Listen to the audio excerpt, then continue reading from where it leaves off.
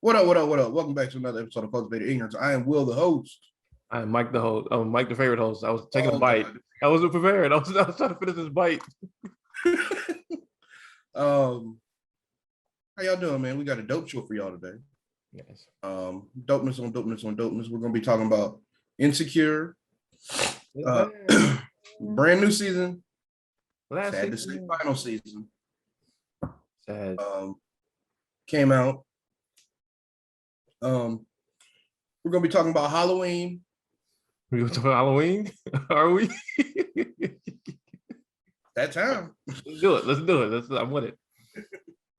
And we're also going to be talking about my experience at the Erykah Badu concert, how I fell in love. Hey, don't be talking about my lady. I took Mike's woman. Nah, I know she shouted me out during the show. I know she dedicated. She put on the flyer like show dedicated to Mike Murray. Seriously, we're gonna be talking about that, and we're also gonna be talking about. I feel like this is our third episode talking about Dave Chappelle in a row. I'm sick of it. He keeps coming back. Like, are we just spinning our wheels? Like, I would hope not. I feel like we try to have like a thoughtful conversation. Like we don't just try to just regurgitate what everybody else is saying. So I feel like we have thoughts that are productive, but we still talking about this nigga for some reason. So here we are. He's doing his job. Yeah. So if y'all have, just to let y'all know what's been going on with us, if you haven't seen the last couple episodes, we done had some fire ass guests. Yo, super fire. Amazing guests. I don't know if y'all know who Jillis Black is, but she was popular on the internet for a while for these, what is it, like white people critiques? It started off as white people critiques, then it became black people critiques, then it became everybody critiques, and now it's her critiques. Yeah, so we had her recently. We had this dope brother named FD Signifier, who's really popular on YouTube. Super dope. Yeah, his was amazing. You got to check out his work too on YouTube. It's crazy. Oh, real quick, speaking of FD though, did you watch his Kanye joints? I still haven't watched them yet, man. I haven't got around to it. Just a quick shout out. And this might be the new, we stopped doing the Black Business shout out. This might be the new thing. He put out two Kanye, I feel like bio style videos. The both of them are like over an hour long, over like about the rise and fall of Kanye. Mm-hmm. This shit might need to be on HBO or something, bro. Like I know Netflix got a documentary thing coming out. He need to be right there with it, bro. Because like the research, the time this man put into the whole, and how he talks about how we felt as Kanye fans, him as an older fan, but us as like millennials. Yeah. How Kanye was like such a breath of fresh air for us as far as hip hop goes. And then him going from that to what he is now, this shit is amazing, fam. I gotta watch it. Please watch it. I know it's that in depth. It really is. So yeah, man, if y'all haven't seen those two episodes, man, definitely check them out. They're amazing. They're both really, really dope people. They really are. Yeah. For sure, man. Yep. If you haven't, www.patreon.com/cultivateignorance. I'm not sharing the screen right now because I don't have the book. But yeah, man. There it is. Oh, look at this guy. Hey, man, sometimes you got to pull out a weight around here. Getting our grind. Only $5. That's only it. $5. That's all we actually. So. What? Why? That's what I'm doing now. Since I can't do the snap. Don't do any of that. You're a hater, bro. Gross. So I guess we'll do Insecure at the end. We'll get this Dave Chappelle stuff out the way now. At this point, it's like just the intro, like today in Dave Chappelle news. Right. So go ahead with the article you showed me, man. I didn't know I was going to be showing the article, but if you didn't already know, which I don't know how you wouldn't know, Dave Chappelle has another special out. It's called The Closure. If you've watched this show, then you know he has another one. No. You definitely know. And I would finish talking about this thing. So this is supposed to be his last Netflix special. God knows if that's true or not because they make so much money. I don't know if that's actually true, but this one has caused such a whirlwind of controversy. It very well might be. And it's a quote unquote comedy special because it's supposed to be a comedy special, but like the whole last like half of it is not funny in my opinion at all. It's just this nigga talking. And needless to say, Dave is still apparently obsessed with gay and trans people. And this is what I'm showing on the screen right now is an article. This is a activist I follow named Preston Mincham. Very dope individual. But he, just like a lot of other people, are talking about how Dave Chappelle's jokes actually put Black LGBTQ plus lives in danger. And he kind of goes into the fact that there's already a ton of anti-trans bills going on. There's also a ton of anti-trans violence happening. I think last year was like a record high of trans people getting murdered. I can't remember the numbers off top. If you could just Google Preston Mitchum, Dave Chappelle, it'll come up his articles on Yahoo. Very interesting article. I'm still sitting with it. I don't know if I just want to say I completely agree with everything yet. But I definitely think they put some big stats on here that need to be more people should know about. He talks about more than half of trans people's mental health being in dire straits. So many trans people have committed suicide. So many people have reported considering suicide. And he attributes a lot of it, not all of it, but a lot of it to jokes like this. And it's very interesting stuff. So kind of want to talk. This is Preston. Beautiful Black man right here. So yeah, man, we just kind of wanted to talk about, well, actually we want to talk about what did you think about the special? Did you enjoy it? First and foremost. And what do you think about Dave just taking on this role of the free speech torchbearer is what people trying to make him out to be? I don't know. It seems like it. I still don't understand why he's dying on this hill. Over and over again, fam. He keeps that part is confusing. I guess if you that committed to free speech, then sure, why not? But it's his worst special, maybe ever that I've seen. And even I'm all for free speech, man, but it's obviously hurting people. Right. I think the part that either is he's pushing against or the part that he is being deaf to, and I can't figure out which one it is. Is it he against the internet, or does he actually believe that trans people are taking this the wrong way? Because the people who speak up is the internet for the majority, you know what I mean? Mm-hmm. And so I think he has a problem with more so the internet than anybody. Mm-hmm. But at this point, I'm lost at why we're still here. I think you're naming, that's the biggest issue I have with him presenting his argument or his movement, I guess you could say, in a sense, is because he keeps doing it in these public spaces. He keeps doing it on a comedy stage, and he's not directly talking to anybody, it seems like, but his, quote unquote trans friends or whatever, who unsurprisingly, all of them are pro Dave Chappelle. So it's you're not actually talking to the people directly that are saying that what you're doing is a problem. You're just going to the people who agree with you, letting them validate you, and then getting back on stage and making a whole rant and putting some jokes in there, and then being boom, I'm Dave Chappelle. And it's just very confusing, especially when I feel like his message has been just very confusing. For instance, he said he's saying that he was talking about white LGBTQ plus people all this time, he just Well, he didn't make that distinction. I will give he him never that. made that distinction until this special right here. Like ever. So I'm curious. I think Dave has said this multiple times. Like the people who are trying to cancel me, quote unquote, aren't even the people watching my stuff. To an extent, that is true. Yeah. Yeah. For sure.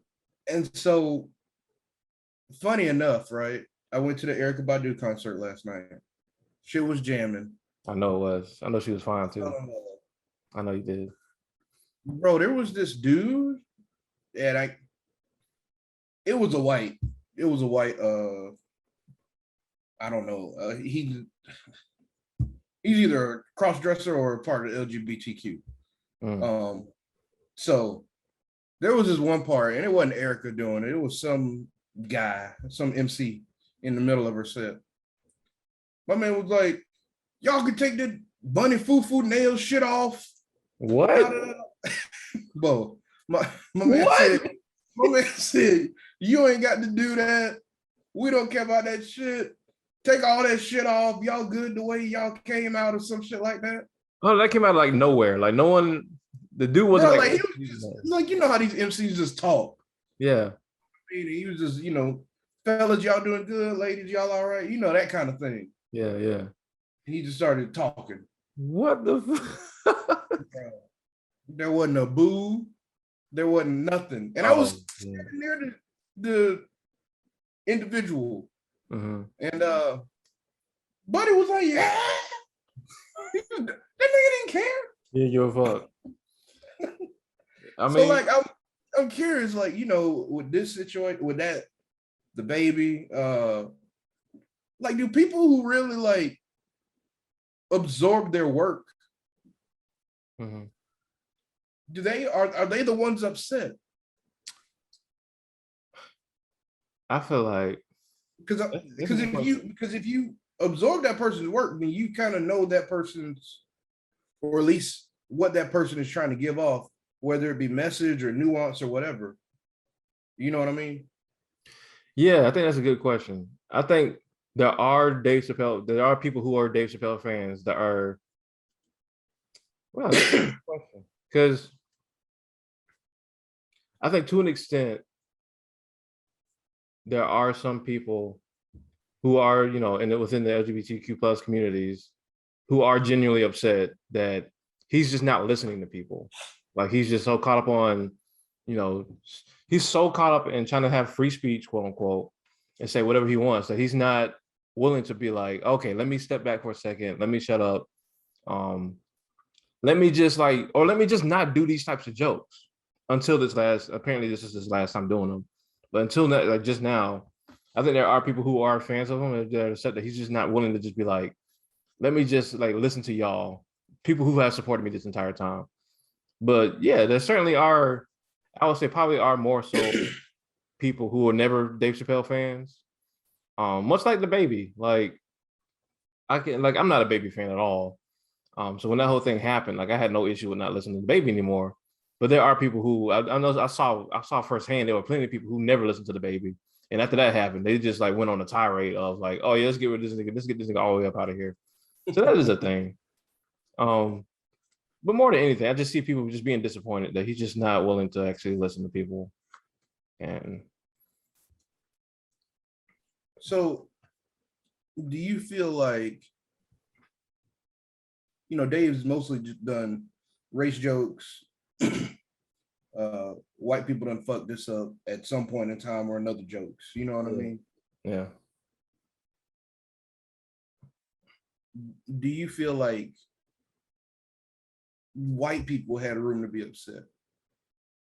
And I ask that because I think there's a wave, whether it be justified or not, I'm not saying that, that trans people have the right to be upset about possibly anti-trans jokes being told, or being upset at anti-trans rhetoric, whatever it is, you know what I mean? Or anti-LGBTQ rhetoric. why do you think that white people never cause an uproar, or generally don't cause an uproar? Because Dave isn't the only type of comedian who says, white people ain't shit jokes. And I don't even think Dave's jokes are anti-trans. I think they could be seen as insensitive to trans or LGBTQ members. Like, Okay. do you think it's just society being too soft now? Or what is it? Actually, you just hit the nail on the head with that last statement. I think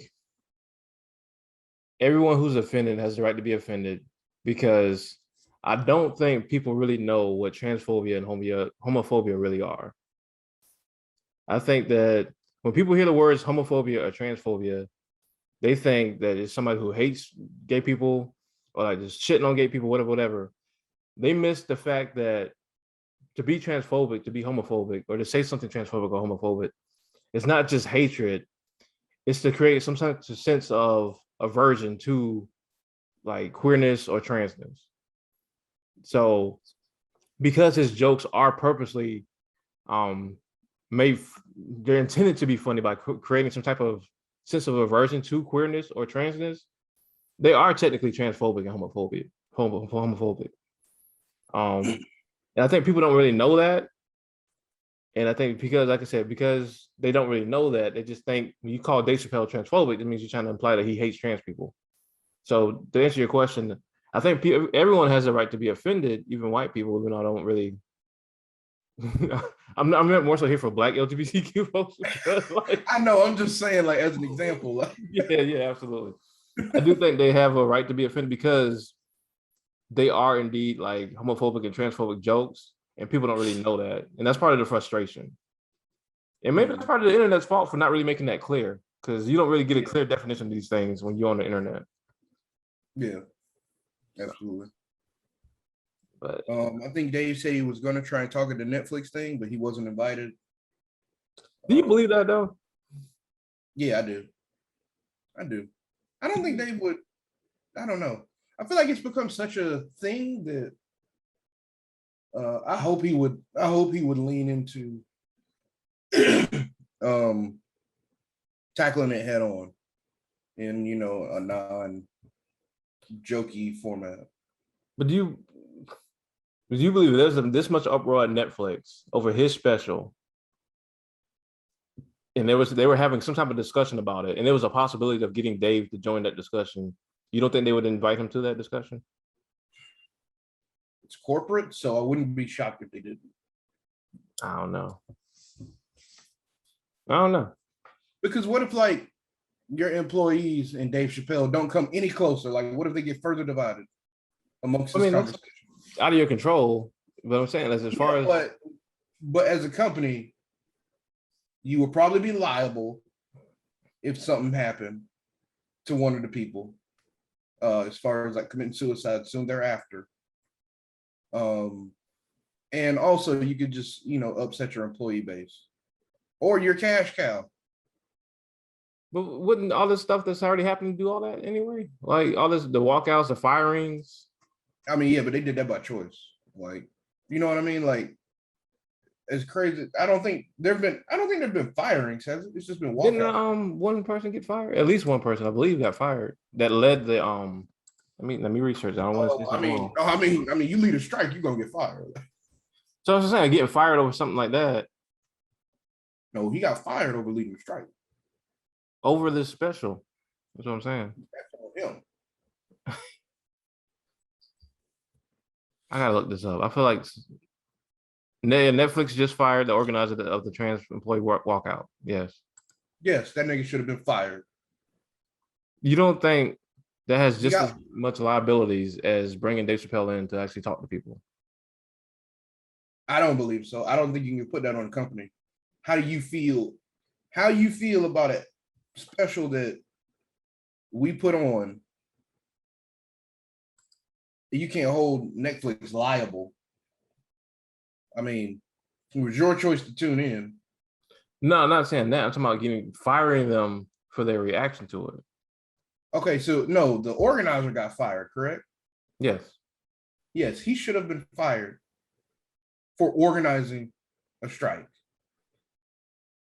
I mean, I don't care what it's for. I don't care if you was mad that they stopped putting coffee in the break room. You're going to get fired. That's a coup. Like, you're trying to start a coup. I don't believe in firing people more so than like I need to know how much the effort was put into actually talking to this person to reach a resolution. What? For what? You organized people quitting. You organized people. It wasn't I think they were on strike. I don't think they were quitting. Strike, quit. You stopped labor. You're done, my man. This is the difference between me and you. This is the difference between me and you right here. I believe we got to get back to like, okay, what is the issue? Let's sit down. Let's see if we can talk about this first. Yes, me and myself as the corporation and the other 99 people who followed your dumb ass along. Yes, we will get back to what upset y'all. But you, bitch boy, who started this shit, you're done. That's not. It's kind of. You're done. Oh, this is the biggest difference. You're done, nigga. You stopped labor. I'm saying I think that's the issue is that we're so focused on labor. We're not checking in with employees to see. All right. Guess what? Your sacrifice was worth it. You started this conversation. So why are you firing them? Like, what you a bitch. This nigga is capitalism 101 over here. like the bubble had already started. Like, everybody was upset. Like, you and the other LGBTQ members of Netflix should have came and said, yo, we really need to talk about this. Now, I'm assuming that's what happened. No, this nigga organized a walkout. I need to know what led to the walkout. Most people, if you're dissatisfied at work, most people who have a job, and jobs are so hard to come by these days, and you're working somewhere at Netflix, most people will talk to their boss beforehand and be like, hey, this shit is like fucked up. Can we talk about this? Whatever. And I feel like most walkouts come from not being heard at work in the first place. Well, 99 of them were heard. One was not. I don't think the logic is. Fuck that guy, man. I disagree completely. Yeah, well, that's fine. That's fine. I disagree. I'm sure he disagrees as well. I'm gonna end it here. Right here. I'm going to say something afterwards. So that's fine. No, I'm just saying. I'm not saying I'm the last word. Like, I'm just saying. About this guy. I'm going back at it. If your boss says something like so fucking racist, like without even realizing it, because it's just they just having a normal Tuesday as a white person. They said something so fucking racist, so fucking offensive that you feel like you got to sit down like, hey man, like you keep saying this shit every Monday morning. You keep saying, I don't know, niggas ain't shit, whatever the fuck. Like, this is very offensive. It's very disheartening. Can you please pull back on that? Can we talk about it? Can you just not do this? And they're like, this is how I run business. Like, this is what I do. If you don't like it, you can get the fuck out. And so, like, do you feel like that's his right? Like, are you good with that? Because it's their business. They're trying to keep it, and this is what keeps production is just saying racist shit on a Monday. This is what keeps the morale up in the building. Are you just cool with that because they're just maintaining the business? Netflix isn't saying this stuff. Dave Chappelle is. And if you're going to say by Netflix putting on Dave Chappelle episodes that have transphobic jokes, that they are in fact saying it themselves, that is not accurate because they say a whole lot of other shit about a whole lot of other stuff. You're right. So not your boss saying it, but then bringing somebody else in, I don't know, from a sister company or whatever, saying the shit. Like, are you still cool with that? It's not the same, man. You understand the parallel I'm trying to draw, though. You're not forcing these workers to watch these Dave Chappelle episodes or these Dave Chappelle specials. But they are working at a company that supports that mindset, is what I'm saying. They're also working at a company that probably has a bunch of whole LGBTQ shit on their platform also. True indeed. But I don't think that negates the transphobic shit. I don't think that just negates that. That's like saying like a company can be racist, but just because we hire black people at the school. But no, I'm just saying, like, you got to include it all. Like, you don't just yes, because you can't, especially when people have the choice to view these things or not. Like this shit might not be for you, and Netflix isn't saying these things. It's just a part of the catalog that's available on Netflix. Like Netflix isn't saying selling drugs is cool just because Sons of Anarchy is on there or whatever. I don't even know what the fuck is on Sons of Anarchy. I don't either. But fucking Walter White is on there. You know what I'm saying? Like that's some dumb shit. Like I feel like that's completely unrelated. I think the difference is that Dave is saying what he feels to be true versus like a Breaking Bad is telling a story, like a fictional story. Bro, I guarantee you there's a documentary on Netflix that talks about selling drugs is cool or some dumb shit. I mean, the way to come up. I'm not saying you don't have a point. I'm saying, should we not like, and I guess this goes back to my question of, should we not mitigate a lot of this stuff, huh? I'm about to say, this comes back to your question of revolution. Oh, well, in a sense, but like not the corny version, but like just in a sense of as far as the jokes and stuff like that. And this is the main question I want to ask with Dave. Like, does it even make sense to be fighting for this style of comedy to still be relevant at this point? Like, there was a point in time where white comedians could tell racist ass jokes and get it, and it'd be completely normalized because that's how white people really thought, and that's why they were funny. And I think what most LGBTQ plus people are saying is that because so many people think like this still, and we're just now getting to a point where like there's a national recognition that this shit is wrong. Like we're just now getting to that point, and we're still actively working to rectify that. Like, do we even need these jokes anymore at this point? I could see that. I also, is it really being nationally recognized that this shit is wrong? Or, I guess in people's heart of hearts, do people really feel like it's being wrong? Like, of course we feel like trans murders are wrong, whatever. But just poking fun at what you don't fully understand, I don't think people are truly find it offensive yet towards trans people or LGBTQ people. No, I think you're right, because like I said, I don't think most people know what actual transphobia actually is. Yeah. It's one thing if we all know that racism is bad, and therefore we can make racist jokes because we know what we're saying is wrong, but like, we all have good intent. But like I said, if people don't actually know what transphobia is, and they're making fun of trans people, I think that's the issue. Yeah. I don't know. Let's go Netflix. This nigga here. Oh God, I don't know, man. I just don't. Did you watch this little Instagram clip about the shit, Dave Chappelle? I did. He was rambling about nothing. Stop them from getting me canceled. I was like, what? Sir. Nigga, you stop you from getting me canceled. While I am somewhat on your side, like, you can just stop talking. Like,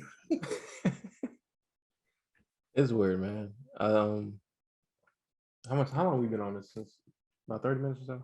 Because we still gotta get insecure. All right. Insecure, episode 1. Oh Lord. Oh, Mike, back to the reading of the little thing. What thing? I can't remember what it's called. The little synopsis, or not synopsis. The HBO. Yeah. It's been a while. You right? All right. Here we go. So, Insecure episode 1 came back last Sunday. And look, this is how we do these Insecure reviews. You've had a whole week to see it. So, and actually, it's going to come out on Tuesday. So, you've had even longer. Exactly. Yeah. So, if you ain't seen episode 1 by Tuesday, you obviously what is it? November 2nd, you did, because we about to run it. That's it. So, episode 1, if you remember last season, where do we end last season? Issa and Lawrence had just recently got back together. Yeah. Lawrence, I don't want to say unfortunately, but Lawrence got Condola pregnant, and she came back, I guess, a little while later and told him. Hello, fine ass. Oh yeah, she tasty looking. Issa had just put on her block party. Well, no, that was mid-season. Yeah. Oh, it ends at Issa and Molly trying to repair their relationship in the restaurant. What about Molly had broken up with Andrew? Yeah, she broke up with Andrew. Yeah.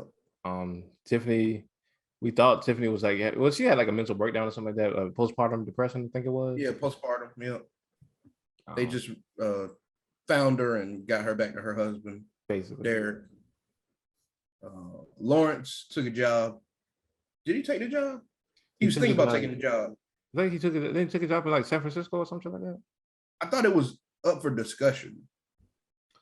So I don't know if he officially took it, but Lawrence is either has a new job or is considering a new job in San Francisco. Yeah. And Kelly's just Kelly. I got thoughts about Kelly with this episode. Yeah, deep thoughts. I'm actually glad they did it.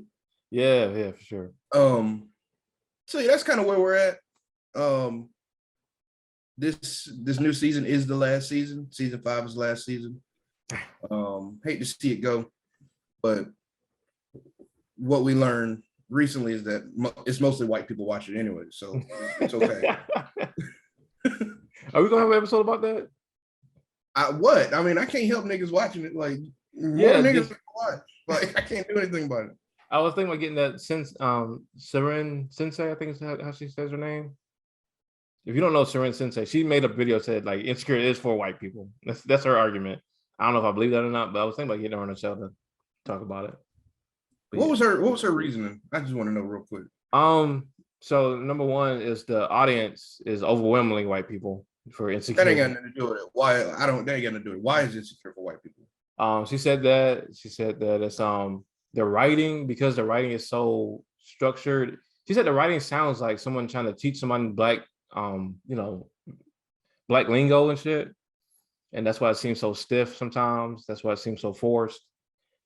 She said that, and then she gets into it might be a little xenophobic, talking about like how Issa's not technically, her family's not, she's part of this lineage of actors who aren't technically American. I think Issa's American, but like her dad is from some country in Africa, I believe.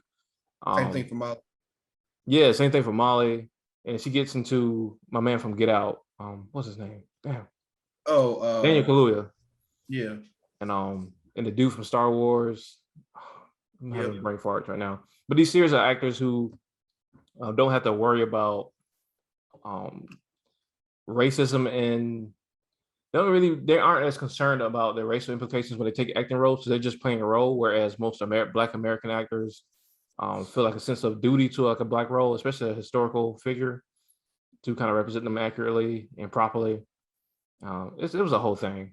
Maybe we can get her on to talk about it, but it was several. What'd you say? She sounds wrong. I don't know if I agree either. It was interesting. But go ahead with the thing. So, so here's the little HBO blurb thing about it. Get your professional shit together. Season 5, episode 1 is called Reunited. Okay. At her 10-year college reunion, Issa's self-doubt quickly surfaces while Molly struggles to get out of her own head. Yeah. I don't feel like that does it justice at all. It doesn't. I don't think it does. Seeing as how a vast majority of the episode is about Kelly. It is. Well, first of all, what did you think about the episode as a whole? It was okay. Like, it was a slow rollback. It didn't have anything of relevance in my eyes. Really to the progression of the major storylines until the very end. Like for Issa and Molly, I felt like theirs was kind of vanilla, their storyline, their interaction. The progression in that dynamic, that was kind of vanilla, except that little one moment in the car. Amanda Stills and Derek was just there. Amanda Stills caught it. Go ahead. We'll get into that. Yeah. I do like her. I do like her character, but I don't like the individual. Yeah, you just Bro, it was so funny, like how people were defending Amanda Seals on the internet. So, did you see that shit? Niggas was basically like, yo, I can't stand this motherfucker, but like y'all gonna leave her alone for this dumb shit. For this, right? Like For this one thing, just leave her alone. The one thing I really did enjoy about the episode, and it's not a bad episode by any means. Yeah. It's just kind of vanilla. Like it's just kind of just getting you back in the swing of things. Mm-hmm. Is the stuff they did with Kelly. Kelly's been such like a jokey character. Yes. That like it's almost like she doesn't have any depth to her. Like she's just a comedic insert. Right. And so they really, really hit home on the way people feel, I guess, ignored in their feelings. Yeah. And also like the insecurities that people have that they hide with comedy or whatever. 1,000%. Yeah. So it was all right. It was a good slow rollback. What you think? I pretty much feel the same way as you, but I'm like you. I really love what they did with Kelly because I feel like it's a two-parter. You spoke to her as like an individual and people who feel the same way, but also feels like Issa probably listened to everybody's critiques about how Kelly is portrayed in the show. Because I've been seeing on the internet a long time, people are like, man, why the fat character always got to be the goofy one? It's like the punchline and shit and getting the funny shit. And I was like, no, but like, it took me a while to like hear him because I was like, but Kelly's actually funny. Like, I love her character. Like, she's not a throwaway to me. But like, I love that Issa paid attention to that and was like, okay. And I love that she used like her fake death to do that. Like, yeah, to make Kelly feel like, damn, what was it? What am I good for? Like, it's actually really like hella genius writing if you think about it. If you think about it long enough, it's really good. But yeah, I feel the same way. I kind of disagree with you though about the ending being the only relevance to the main storyline because I like that the Issa's character is still struggling with like self-identity and feeling successful, even though she's on this panel for Stanford. Like you can see she's still struggling with like, why am I here though? Like, do I actually deserve to be here? Did I actually do anything? Am I actually doing anything? Like, what's next? I think that's very conducive to the storyline, and it's very like I think a lot of us feel that way too. Like as millennials, I think we feel like that all the time. Yeah, I kind of did forget about that part. Yeah, it was really funny how she was on stage and she didn't know what to say. She didn't know what the fuck to say, and that's a very real. We just talked about that in one of my this group I'm working with, working with artists. We talked about how like in the arts field, especially like you feel like you're always surrounded by like academics, people who've been studied art in school as an undergrad or as a grad, who have a million exhibitions all over the country, and have this resume that's like 10 pages long, and you did like one big thing, and you sit next to them on a panel, and you feeling like, damn, like should I even be here? I think a lot of people can relate to that. That part with the homegirl that robbed Issa and Molly. Bro, I couldn't believe that motherfucker, man. I'm trying not to say bitch, but that was a bitch move right there. She was fine as hell too. That's the worst part about it. She was a baddie. Nice little body. She had a wonderful body. Did you like that scene? I thought the shit was hilarious. It was funny as shit.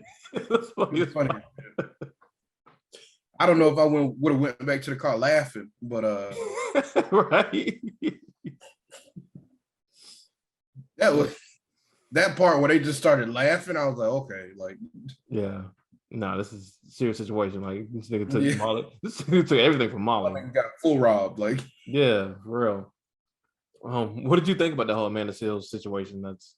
I guess it's dying. Bro, it was the dumbest shit of all time. Bro, so basically, if y'all don't know, Amanda Seals is getting dragged through the mud for having on AKA colors and representing AKA. Yeah. In the show, she was getting dragged in real life for a character she played on the show. And I think I feel like I think she said something about it. I think Wikipedia has her as an AKA. Yeah, somebody so like further like made it worse. I'll be honest, I didn't even know it was a big deal. I thought she was just like, so at first I thought she was making a big deal out of it herself because I'm not on Twitter like that. And Yeah. I follow her on IG and she made a video. I mean, she made like a video of people going off on her. I was like, oh, here go Amanda, like playing the niggas hating her again, like she do. I ain't paying nothing about it. I kept seeing it on Facebook though. Like I kept seeing the shit pop up on Facebook. And then and then when the Breakfast Club talked about it, I was like, oh shit, this nigga might be in some shit. And so then Amanda posted the compilation of niggas like of niggas saying like they can't stand her, but like leave her alone. Yeah. It was so fucking funny. I was definitely in that group. I was like, this y'all okay, like drag her through the mud for everything else, but this right here, let her live. See, she was right the whole time. Y'all be getting on for no reason. No. She was living her life. Let's not. As the Nubian queen that she is. What'd you think about the ending, man? Oh, so sad. I was hoping Issa could tough it out. I think she will still tough it out. So, anyways, the ending. Essentially, Lawrence picks her up from the airport. They get back to her place. And, throughout the car ride, you can tell, like, the vibe is a little off. You know what I mean? Mm-hmm. Lawrence drops her off at her place, asks if he can come in. And she's like, no, I had some time to think. It seems like she is not wanting to pursue the Lawrence relationship. And she doesn't blatantly say it, but like Lawrence says, I get it. After she says, I had some time to think. She says, I can't do this. It was like typical movie writing. Typical Tyler Perry. Was it Tyler Perry style writing? Was it that bad? No, it wasn't Tyler Perry style. Like, don't insult them. But it was like real generic. Like, I can't be with you no more for X reason. For this baby who ain't even here yet. Yeah. So, I wish she could have toughed it out. I would have liked to see the dynamic of somebody trying to become like, just the uncomfortable state of trying to raise somebody else's kid or, just that dynamic. But, that might be asking a little too much. Like, this is supposed to be a character, like a real character. So that's a lot. That's a real reaction. It's asking a lot. I feel like it might be a little bit easy. If you were to do it, it seems a little bit easier if you were to get it while the baby's fresh, I guess. Like, because taking on like somebody with a toddler already. What? Sir, speaking from experience, it's not, okay? It's not? Oh, okay. Well. This was my life. What? This was my life. It's not easy. Did you forget where we were 7 years ago? I did not. Well, for that moment, I guess I did. No, you absolutely right. I tried to, me, Mr. Optimist, man. I gotta bring some light to the dark. Oh, yeah, get the baby when they're fresh. Yeah, it doesn't matter. I would think it's like a little bit easier. I would think just a wee bit because the toddler already is accustomed to like having a different parent. It's not about the baby. It's about the relationships around it. I get it. I totally get it. Damn, East and Condola liked each other too. They damn sure did. But do you think this is like real though? Like you think they can't be writing Lawrence out of the story this early, right? No, he's not being written out of the story. Well, I'm sorry. The possibility of them being together. You think they just writing that out from Jump Street? They just gonna kill the whole speculation on that from Jump? I mean, does it really kill it? Like, because we're gonna still be anticipating it. Like, I think that's what she's trying to allude to. Yeah. By kicking it off like that. But I don't know if I believe that shit. You're gonna see Lawrence bring the baby. So do we know how long we are removed from the end of the season? I don't know. That's a good question. I don't know if we have time to look it up, but that's a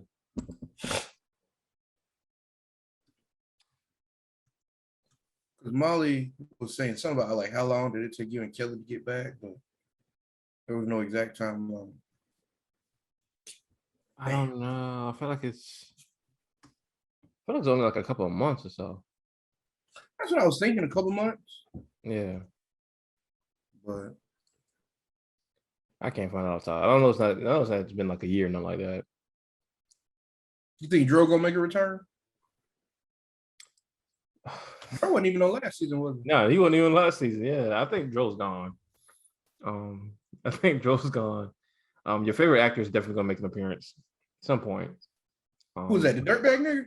The nigga from Houston. I don't know. I can't think of his name right now. David? Was it? It wasn't David. Niggas. I don't know. His character is not that great to me, but That's your favorite character. it's not. Just in case we get a nigga on the show. Right. See, you trying to ruin the possibilities. What is this nigga's name, man? This is what happens when you take a break from a show for like years. I know, right? Nathan is his name. Nathan. David, what the God, fuck? I don't know who the fuck David is. That's your boyfriend in real life. And Nathan's coming back at some point. Daniel's coming in here. I'm sure Daniel's coming back at some point. Oh yeah. Daniel got around the season out. He got around the ECMs out. It's gonna be interesting, man. I'm just sad it's gonna be gone. I'm assuming it's gonna be the same length of episodes, so we're not getting no extra episodes or nothing. These shit ain't even an hour long. That's a lot of pressure to wrap this shit up in like. I think it's 8 episodes, isn't it? Yeah, I think it's usually 8. That's a lot of pressure. I hope she don't fuck this up. I was just playing. I think she can do it. Yeah. Pray for no Game of Thrones situation. Oh, no, last year was 10. Oh, last year was 10. Okay, we might get. Hope we get 20 this year. Yeah, man. We're probably gonna do these on Patreon. These insecure. We usually try to get a little bit more in depth. Just give you a little taste of how these insecure reviews go. Let us know what y'all think. I'm excited, man. My girl from the bank coming back. Ooh, Tasha with the titties. I hope so. I hope she. We gotta have her on the show. That's what we really gotta get on the show. Yeah, man. I think that's about it. I don't know if you want to try to squeeze in that last thing, or you just want to leave it alone. I don't know what you're talking about. So the thing with the toxic dude on the text. Oh, nah, because we don't got the post unless you want to talk about your own situation. I guess it's a random. How much time we got? Like 20 minutes. Random little rant. Look, man. Look, Mike ain't shit. Okay, that's what we got to say. No, man. I am shit. I love women. I love Black women especially. We have shared this little. You might have seen it on the internet. This is rant. This dude was texting this woman, and I guess they were trying to plan a link up, and she was like, "Yeah, you can take me on a date," and the nigga just went on this whole rant of like how women be trying to manipulate for money for free food or whatever, or to just spend his money, whatever. It was very toxic. It was very gross. It's kind of hard to explain. You have to kind of read it, but it did make me think about like. I don't like I love taking women on dates. I don't have an issue with taking women on dates. But what I don't like if you're usually, especially if you're seeing somebody already, I don't like when a woman hits you up to ask you if you want to take her out somewhere. Like if we're already talking, you already know I'm interested in you, whatever, and you want to see me, like when you ask to take me out. Because if I wanted to take you out, I would actually take you out, like I usually do. But if you want to see me that badly, like what's so wrong? What's so bad with you just asking to take me out? Is it just gender role bullshit? Is it just ego? Like what is it? That's just how it's going for so long. So like women are being like more, I guess, assertive, but they're not being, I guess, in that particular situation. That's my problem. Responsible with their assertiveness? It's not even that. It's like you want to be assertive, but you don't want to go all the way with it, though. You don't want to. Yeah, you don't want to feel that sense of rejection that men have to deal with. And like, well, that's human. Like, it's just to me, it's just corny to ask. Like, imagine getting a text saying, "You want to take me out to eat tonight?" If you didn't hear from me all day. Why would you ask me if I want to take you out to eat? Because she want to talk to you now over food. So when you offer to take me out to eat? It don't work like that. I don't see what you're not understanding about this. Maybe I'm lost, man. It just don't make no sense. Why are you being so inflexible? What?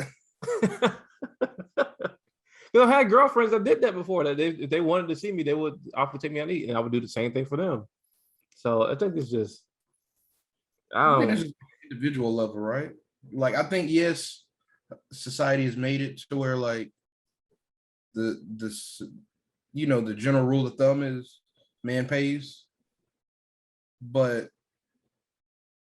I don't fucking know. Like that's what I'm saying. Like I guess the better question is how often have women been asking motherfuckers to take them on dates? No. Since yeah, like women have become more assertive in general. I totally get it. Yeah, that takes some like relearning and unlearning. I get it. I'm saying once you realize that, like once you sit and think about like how illogical that is, now what's stopping you from doing that? That's the conversation I've been having. Like I've had women admit that in all actuality, it's a counterproductive mindset to have, but like I'm still not gonna do the shit. Yeah, that's what I don't understand. Like, I mean, I am the catch, so we can both be the catch. We can both be the catch. That's the number one argument I hate seeing on social media is who's the catch, men or women. Like, why we can't both be the catch? Don't work like that. All right, man. Somebody's got to be the predator. Somebody's got to be the prey. Oh God, that shit there. And women play the prey role very well when they want to.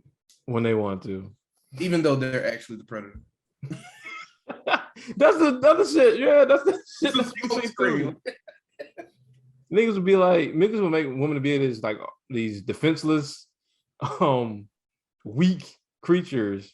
Yeah. But then turn around and say like women are the most evil creatures of all time, the most manipulative people. A woman will break you down without you even knowing it. Bitches. It's so weird, man. Anyway, that's a random rant. Y'all answer that for me if y'all have answers. I don't think anybody does, but no, it's just how it's gonna be, man. I'm not with the shit. That's why I'm about to date Oprah and just be done with it because she can just take care of everything. Okay, my man. Step aside, Stedman. All right, man. Oh shoot, we gotta get the Thursday week. My bad. Thursday week for. Let's get this shit. Ooh, I can pull them up. Thursday of the week for whatever day this is that you're watching this is Katera. I don't know if I did her before, but she's doing it here now. You suck. It's a lazy fucking bone. I don't think I did her before, right? I believe we have done her before. It's okay. It's okay. We'll do it again. She's that gorgeous and amazing. Katera is an amazing singer-songwriter based right here in South Carolina. She has been turning shows inside out here for years now. Very dope individual. Here's one of her music videos. I'm not gonna play the music because I don't know if she has copyright or not. Maybe she does. Maybe she doesn't.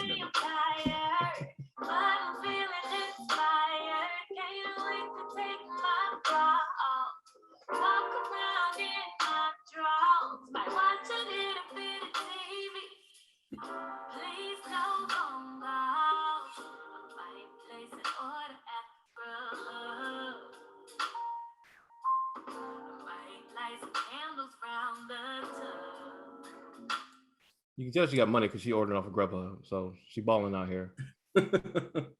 Yeah, very beautiful person. Has several singles out. I think her most known one is "Good Day." I've seen her play that at every show she's been in. People always love it. She just put out a song called, what is it? I just put it on here. Song not too long ago called "No Phone Calls." That was actually that song I just played just now. She plays guitar, as you can see. And yeah, man, she's just dope out here. Beautiful hair. And yeah, man, check her out. Her Instagram is Katera on the mic, and her website is Katera Music. That's where you can get merch. You can find her videos, find out the music she's putting out, subscribe to her email list. She's staying in the know. All those good things, man. She's dope. She's super dope. yeah, that is it for me. Please, no more of that ever. Hey man, make sure y'all tune in to episode 2 of Insecure. Yeah. Because we will be spoiling it very soon. So immediately. Y'all got a 2-episode jumpstart on us, right? Yeah. So y'all should be good now. Y'all should be telling us the reviews of the show at this point. Well, yeah, man, we'll be back. Make sure you watch Curb Your Enthusiasm. It's real white, but it's real funny. Isn't this the last season or something like that? I don't know. I don't think they said last season. It's just a new season. This nigga's old as shit though. He's old. Like Larry David was one of the people that's always been old. I've never seen a young picture of Larry David. Bro, okay, so let me just give y'all a quick rundown. Oh god. So, last episode of Curb Your Enthusiasm. Last episode of Curb Your Enthusiasm. It's called the 5-Foot Fence. Okay, so essentially, Larry David sees this dude that he hasn't seen in months, and he paid for this guy's trip to go to like some golf resort. Man owes him $6,000. Man gets upset when Larry brings it up 6 months later. And the dude is leaning on the fact that he has early onset Alzheimer's or something like that. Like he has memory problems. And so like he's like, Larry, I paid you. Larry, I paid you. And that's the joke, right? So like, how can you really like you dispute it? You mad to somebody about money that they think they paid you when they get memory problems. And also, this nigga's such a fanboy. Bro, it's so funny. Also, Larry gets extorted by some guy. That's irrelevant. The best part is this nigga's friend has a funeral for himself while he's still alive. And he wants people to come say good things about him. That's like, so he saw that shit from Futurama. Okay, man, sure. See, cartoon 15 years ago, sure. This nigga's a thief. I can't even fuck with it no more. And it's like people are saying good shit about him. And they're like, Larry opens one of his closets in his house. Mm-hmm. And like, this dude's a COVID hoarder. Like, my man's got like all this sanitizer, all this paper towels, and so like instantly, like it goes from people saying great things about him to like people talking shit about him. It's a great show. One of the greatest shows of the last 10 years. Your descriptions of this show are so much funnier than the actual show every time. Now, granted, you don't give it a chance. You're like, oh God, it's white people. I will say no. I've given it a chance. It didn't work for me. I didn't check out the specific episodes you told me to check out. I will say that. But when I've just randomly given the show a shot, when I just randomly watch the show, it's just not funny, and it's just a white person rambling around like they do. That's funny. But like I'll check out. Send me the list. Send me the top 5 episodes of Curb Your Enthusiasm. Like text them to me. I got you, my boy. I'll watch those. I need like 30 minutes each or something like that. Yeah, they're 30-minute episodes. All right, I can do the top 5 episodes, and if I don't like the shit after that, then it's donezo for me. I don't know what episode you watched, but it's a few unfunny ones. I must have hit all them shits because I was just sitting there watching it like, what is the deal? So watch Insecure first, maybe watch Curb Your Enthusiasm, and then I mean they come on back to back, so you got time. Yeah, and then come back and watch more Cultivated Ignorance. Right. Like Will's daughter and her friend were watching it when we had our get together house the other day. Bro, I instantly was like, what? Oh no, you can't see Daddy talking like this. And it was the High Value Man episode, which is the worst. Yeah, man. Thank y'all for joining us. Hope you had a good Halloween. I had a lit Halloween. I was looking for Will to show up, but he didn't show up. Whatever. He's a loser. Scrubbing it at the house. It was me. I wasn't scrubbing it. It was me and Mackenzie hanging out. So. Oh, okay. At least the baby was an excuse. I partied with the white folk. We had a good ass time. Hope they had a good one Halloween. Huh? You got bus up? Not really. No, I was just chilling. No, I just had a couple beers and stuff. Some people in there, some people were like all the way fucked up. Me being 30 plus years old now, I'm not doing all that. Just trying to get a slight buzz, sir. That's exactly what I did. I caught it and I was like, all right, I'll just sit here for the rest of the night. Let's ride this wave. I'm gonna ride it, and it was a beautiful time. Got home by like 2:00. It was awesome. Yeah, man. We'll catch y'all 2 weeks from now. Thank y'all for checking us out. We love y'all. Peace, peace, peace. Stay beautiful. Don't watch that anymore. Oh shit. I almost pressed wrong.